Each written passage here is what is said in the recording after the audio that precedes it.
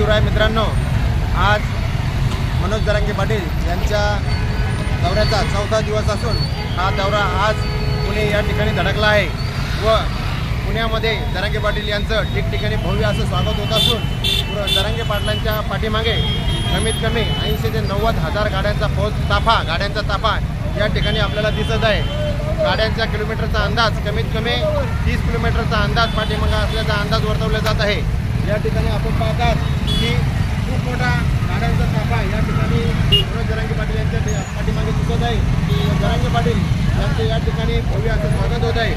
पुण्यातील खूप मोठे मोठे रोड या ठिकाणी पॅक झालेले आहे। ट्रॅफिकला खूप मोठा अडथळा या ठिकाणी निर्माण होत असून सरकार याकडे कुठल्याही प्रकारे गांभीर्याने लक्ष देत नसून या ठिकाणी नुसतं ट्रॅफिकचं सुद्धा नियोजन सरकारकडून होत नसून या ठिकाणी सरकारने ताबडतोब या मराठा आरक्षणावर पर्याय काढला पाहिजे, अन्यथा ही भयानक परिस्थिती यानंतर मुंबईमध्ये धडकणार व अख्खी मुंबई या ठिकाणी जाम होणार।